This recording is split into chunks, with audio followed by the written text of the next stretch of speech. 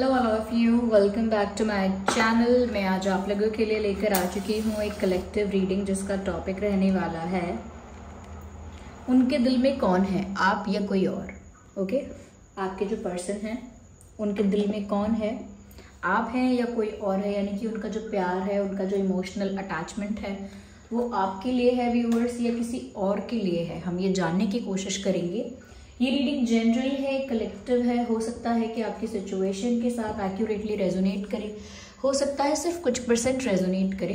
तो open minded होकर सुनिएगा और ज़बरदस्ती अपने आप को रीडिंग में फिट इन मत कीजिएगा। जितना आपके साथ रेजोनेट होता है उतना ही एक्सेप्ट कीजिए and leave the rest. Okay, ये रीडिंग सभी ज़ोडिएक साइंस के लिए है, हर उम्र के व्यक्ति के लिए है, टाइमलेस है। आप जब भी इस वीडियो तक पहुंचेंगे, जब भी इस वीडियो को देख रहे हैं, यह आपके साथ तभी रेजोनेट करेगा, फिर चाहे आप इस वीडियो तक कितने भी समय बाद क्यों ना पहुंचे हों। ओके, तो आइए देखते हैं कि उनके दिल में कौन है, आप या कोई और। Okay, so stay positive. We have king of pentacles, we have king of cups, nice. Okay, and then we have this Queen of Cups, Queen of Wands. Okay, the Hanged Man, Strength card. तो उनके दिल में कौन है, आप या कोई और। कार्ड्स तो बहुत अच्छे आए हैं व्यूअर्स, आई हैव टू से दिस।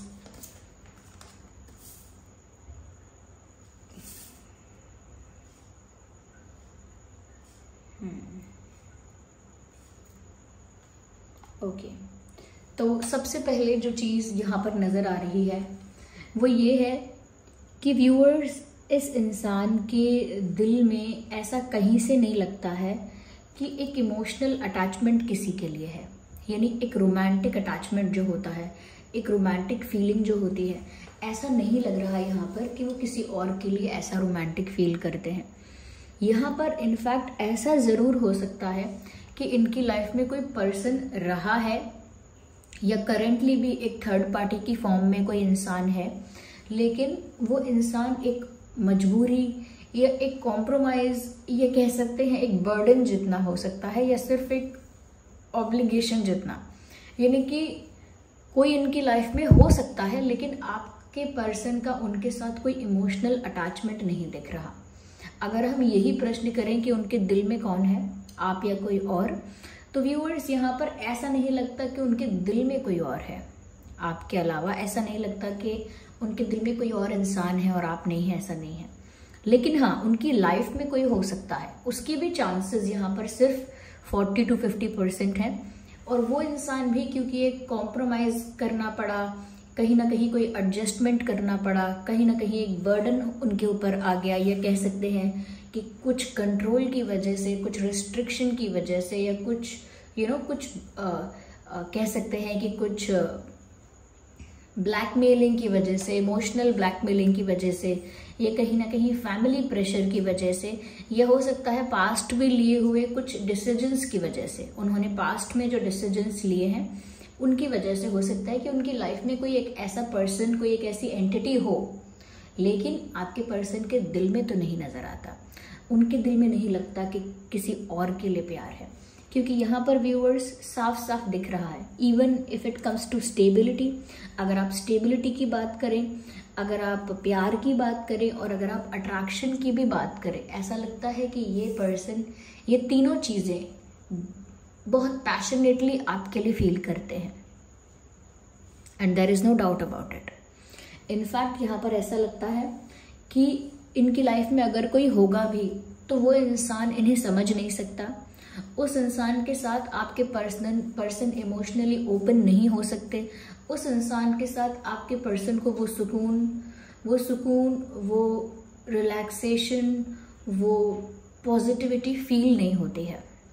तो अगर कोई लाइफ में इनकी होगा भी तो आपके पर्सन कहीं ना कहीं उनके साथ कनेक्ट नहीं कर पाते होंगे, क्योंकि वो सिर्फ एक, मैंने कहा ना, एक कॉम्प्रोमाइज़ है, एक एडजस्टमेंट है, एक मजबूरी है, उतना ही है। या फिर कोई पास्ट डिसीजन की वजह से कहीं स्टक हैं वो, क्योंकि स्टक होने की यहाँ पर एनर्जी है। हो सकता है ये कहीं स्टक है, और स्टक होने का मतलब यही नहीं होता कि लिटरली वो स्टक हैं या कहीं ना कहीं किसी ने उनको हाथ पकड़ के रोक रखा है, ऐसा नहीं है। वो बस अपने ही लिए हुए डिसीजंस, अपनी ही लाइफ में किए हुए कॉम्प्रोमाइजेस, अपनी ही लाइफ में किए हुए एडजस्टमेंट्स, या अपनी लाइफ में जो प्रेशर जो उनके ऊपर आया है या कंट्रोल जो उनकी लाइफ में रहा है किसी और का, उस वजह से यहाँ पर ये ऐसे सर्कमस्टांसेस में, ऐसे सिचुएशंस में फंस जाते हैं जहाँ से इजीली फ्रीली निकलना मुश्किल हो जाता है। तो किसी कॉम्प्रोमाइजिंग सिचुएशन में हो सकते हैं, लेकिन ऐसा लगता है आपके साथ स्टेबिलिटी चाहते हैं।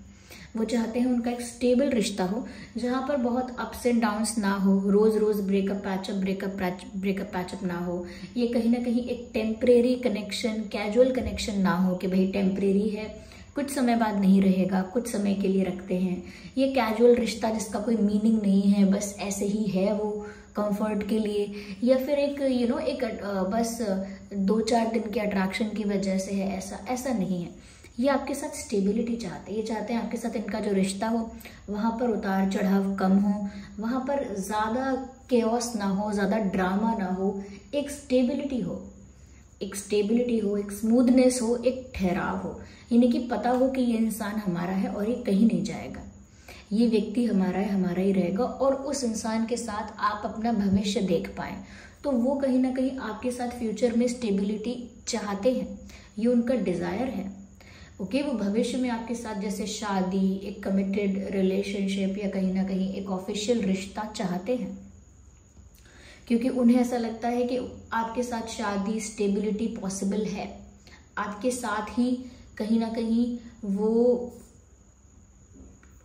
कह सकते हैं कि आपके साथ ही शादी, स्टेबिलिटी कहीं ना कहीं उनके लिए बेनिफिशियल भी है और पॉसिबल भी आपके साथ है। तो उनको लगता है कि उनके साथ आपको एक स्टेबल लाइफ बितानी चाहिए और उन्हें आपको एक स्टेबल ऑफर देना चाहिए, जिससे कि उन्हें आपके साथ जैसा रिश्ता चाहिए, स्टेबल, स्मूथ, शांति भरा, पीसफुल रिलेशनशिप, वो उन्हें आपके साथ चाहिए। कहीं ना कहीं किंग ऑफ कप्स का कार्ड यहाँ साफ साफ बता रहा है कि इस इंसान के जो इमोशंस हैं, जो फीलिंग्स हैं, वो आपके लिए बहुत प्योर हैं viewers, without any doubt, there is no doubt in that. इस इंसान के दिल में जो फीलिंग्स हैं आपको लेकर, ऐसा लगता है बहुत जेन्युइन है, बहुत ट्रू फीलिंग्स है। ये इंसान आपके साथ कभी कोई चीटिंग नहीं कर रहे हैं, या ऐसा नहीं है कि आपको धोखा दे सकते हैं या कहीं ना कहीं कुछ किसी और को एंटरटेन कर रहे हैं, या उन्होंने कोई और ऑप्शंस यानी कुछ और लोगों को ऑप्शंस को ओपन करके रखा है, ऐसा नहीं है।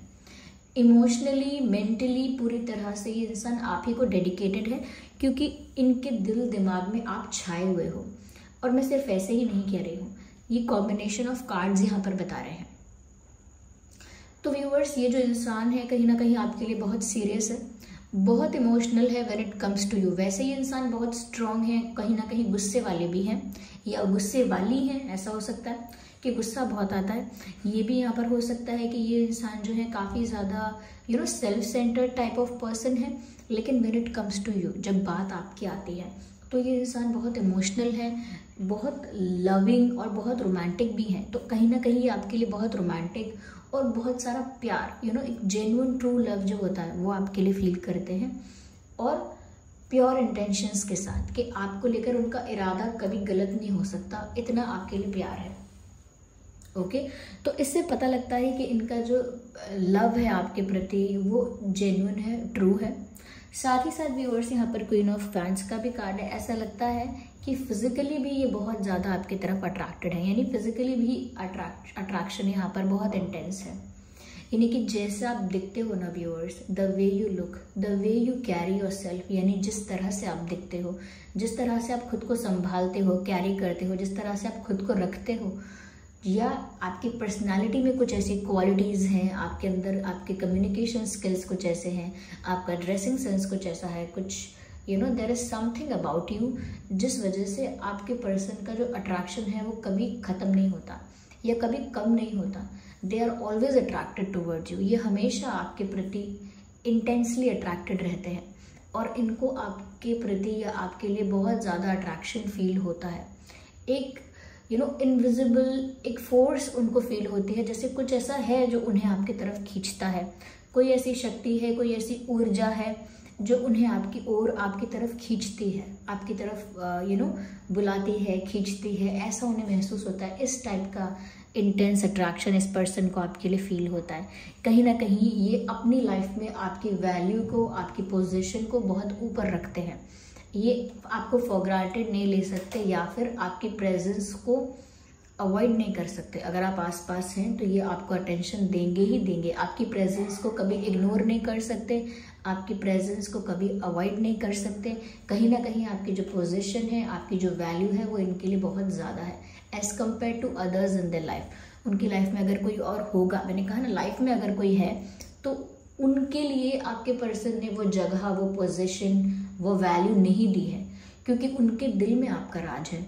और आपके पर्सन के दिल में अगर आपका राज है तो वो जो हाईएस्ट वैल्यू है, पोजीशन है उनके दिल की, उन्होंने आपको दी है। तो व्यूअर्स, इस बारे में आप बेफिक्र हो जाइए यहाँ पर जिस टाइप का मैसेज आया है। साथ ही साथ व्यूअर्स, यहाँ पर ऐसा लगता है कहीं ना कहीं व्यूअर्स इनके जैसे कि मैंने कहा कि इनकी लाइफ में कोई हो सकता है लेकिन इनके दिल में आप ही आप हो। तो व्यूअर्स, इस वजह से ये इंसान परेशान भी रहते हैं। They are not happy in that space. उनको भी अच्छा नहीं लगता कि वो किसी कॉम्प्रोमाइजिंग सिचुएशन में स्टक रहें या किसी एडजस्टमेंट को करते रहें, निभाते रहें वो एडजस्टमेंट, या कहीं ना कहीं अपनी खुशियों को मार के, सेक्रीफाइस करके, सप्रेस करके वो सिर्फ अपने जो कह सकते हैं कि जो उनके लिए एक कह सकते हैं कि जो उनके लिए एक सेक्रीफाइसिंग सिचुएशन है, या अपनी खुशियों को मारकर बस वो सेक्रीफाइस करते रहें, तो वो सब चीज़ें भी वो नहीं चाहते। उनको अच्छा नहीं लगता कि वो स्टक हैं, किसी मजबूरी में फंस गए हैं, किसी कॉम्प्रोमाइज़ में फंस गए हैं। उन्हें अच्छा नहीं लगता कि वो फ्री नहीं है।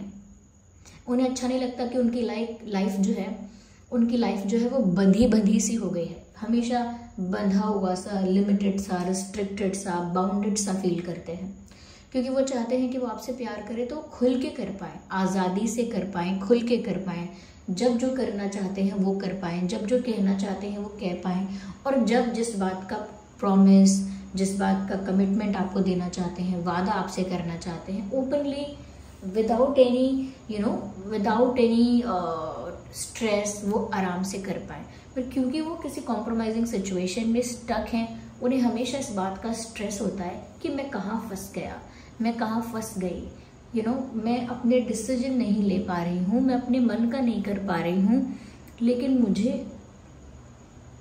अपने दिल की सुननी है, अपने मन का करना है। तो ये एक इनके लिए डिलेमा है, इनके लिए एक टफ सिचुएशन है, ऐसा कह सकते हैं, जहाँ पर इनका दिल जिसको शिद्दत से चाहता है, इतना अनकंडीशनली चाहता है, उसके लिए ये फ्रीली कुछ नहीं कर पा रहे हैं।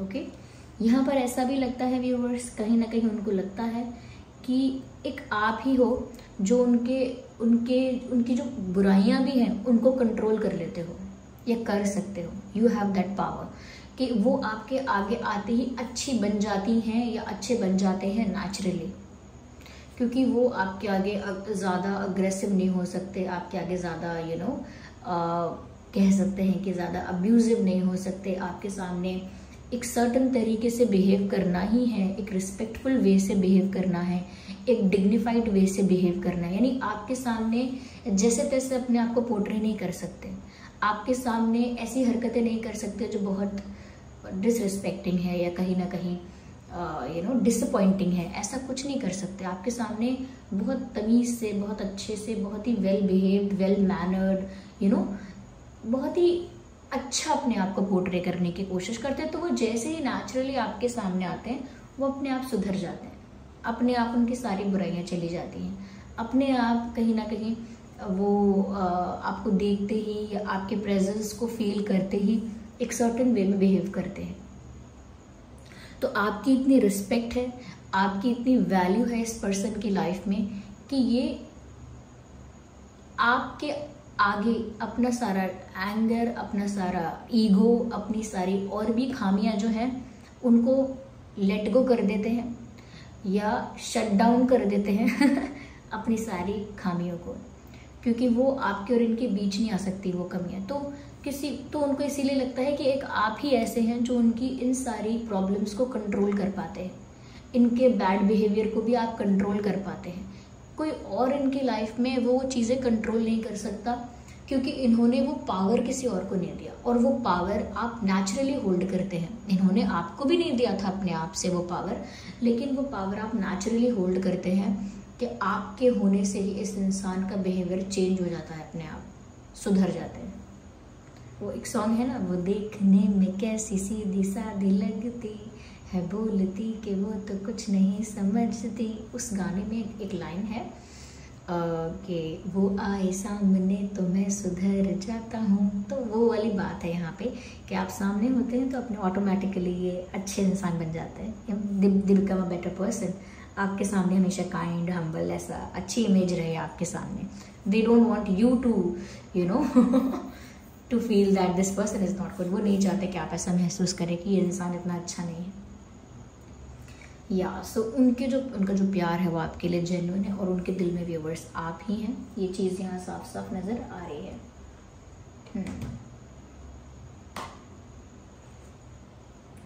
Just a second. व्यूवर्स, आप और आपके person fire sign, water sign और अर्थ साइन हो सकते हैं। Fire, water, earth. वैसे ये रीडिंग सभी ज़ोडिएक साइंस के लिए है। Okay,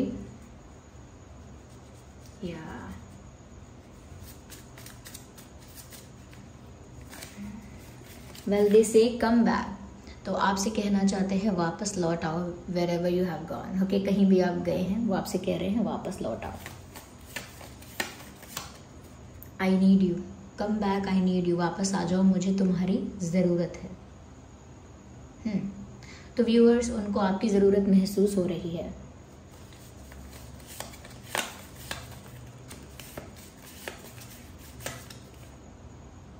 let go the past.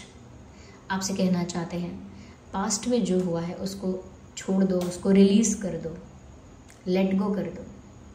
तो हो सकता है व्यूअर्स, पास्ट का कुछ इशू है जिसको वो चाहते हैं कि आप लेट गो करके वापस आ जाएं, क्योंकि उन्हें आपकी ज़रूरत है। Loving you is a losing game. कहीं ना कहीं आपको प्यार करना इतना आसान भी नहीं रहा है व्यूअर्स। हमेशा उनको रिजेक्शन का डर लगता रहता है कि आप उन्हें कब छोड़कर चले जाओ, या कब किसी बात का आपको बुरा लग जाए और आप इनको इनको इग्नोर करना स्टार्ट कर दोगे, या इनसे बात करना बंद कर दोगे, या कहीं ना कहीं इनसे मुंह फेर लोगे। हमेशा इन्हें इस बात का डर लगा रहता है। तो ऐसा कहना चाहते हैं कि आपसे प्यार करना कोई आसान काम नहीं है। It is a big job. It is a all time big tough job. Let's see. देख सकते हैं यहाँ पे कि आपके पर्सन जो है उनके नाम में क्या अल्फ़ाबेट्स हैं।